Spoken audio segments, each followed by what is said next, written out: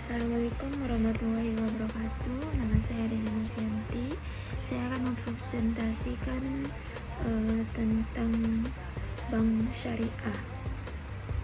Pertama kali pada tahun Bank Syariah itu 1940-an. Bank Syariah yang pertama kali dilakukan di Pakistan dan di Malaysia. Tahun berdiri di Mesir tahun 1963. Berdiri Islamic Rural Bank dan masih berskala kecil.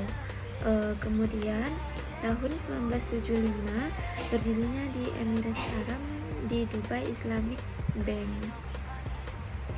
Kemudian awal tahun 1990-an Bank Syariah hadir di Indonesia berdasarkan Syariah Relates baru. Perkara untuk mendirikan Bank Syariah di Indonesia oleh Majelis Ulama Indonesia atau MUI pada tanggal 18 sampai 20 Agustus 1990.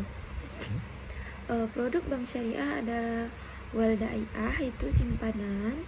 Yang kedua pembiayaan dengan bagi hasil. Yang ketiga ada Bi'al Murabaah. Yang keempat ada Bi'as atau salam. Yang kelima ada Ba'i atau Al-Istighna. Yang ketujuh ada Al-Ajarah atau leasing. Yang kedelapan ada ya Al-Wakalan atau amanat. Yang kesembilan Al-Kafalah atau garansi. Yang 10 Al-Hawalah ada sama yang Al-Rahan. Kemudian Al-Wadi'ah atau simpanan merupakan titipan atau simpanan pada bank syariah, dan dengan prinsip Al-Wadi'ah merupakan titipan murni dari satu pihak ke pihak yang lainnya, baik perorangan maupun badan hukum yang harus dijaga dan dikembalikan kapan saja bila si penitip menghendaki.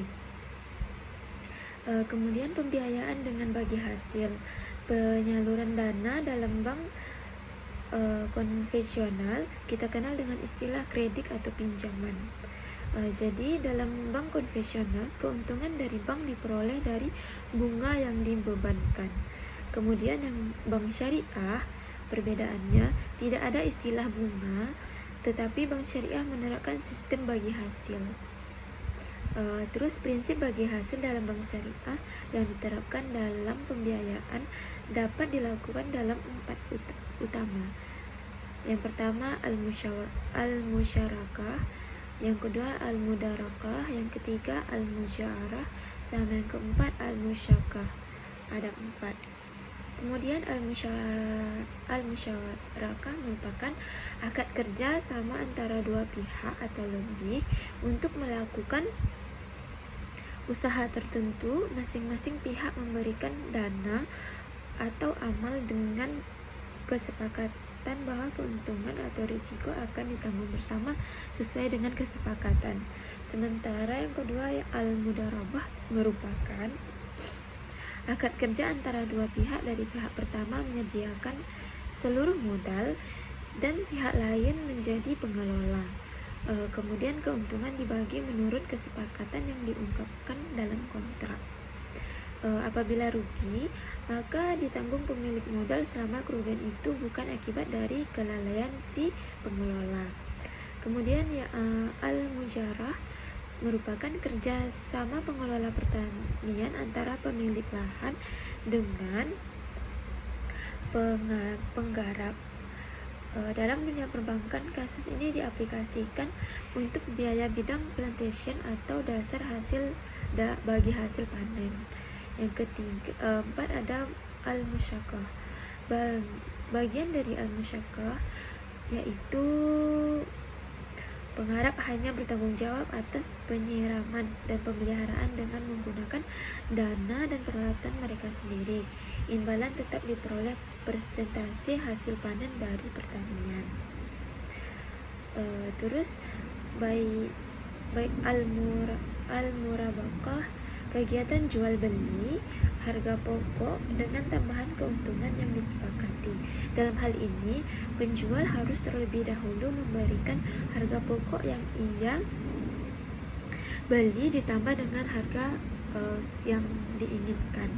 Terus baik salam, pembelian barang yang diserahkan kemudian hari, sedangkan pembayaran dilakukan di muka.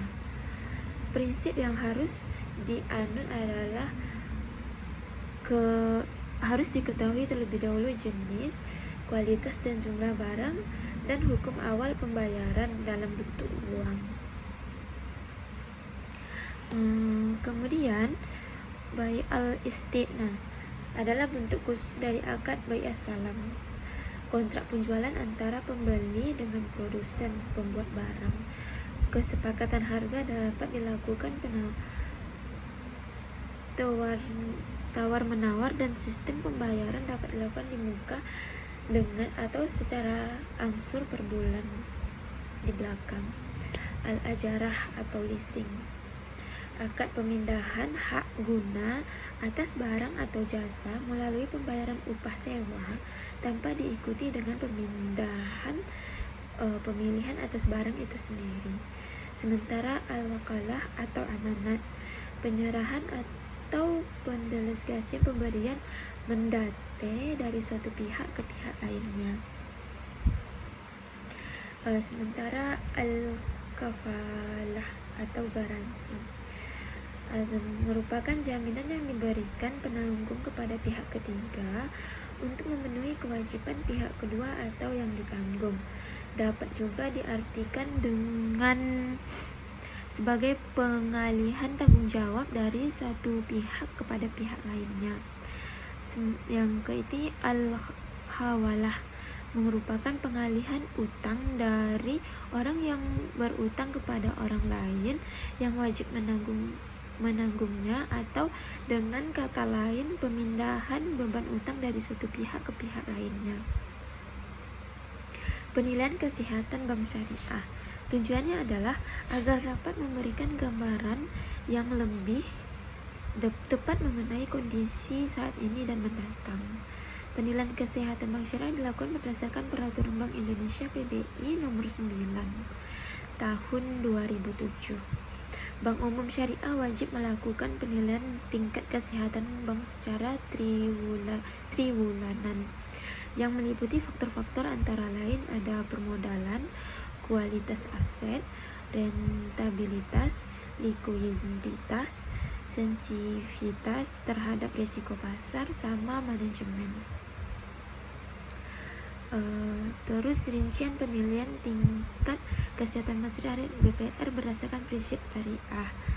Kemudian Bank Kredit Syariah BPRS wajib melakukan perhitungan rasio keuangan yang terkait dengan penilaian tingkat kesehatan BPRS secara triwulanan.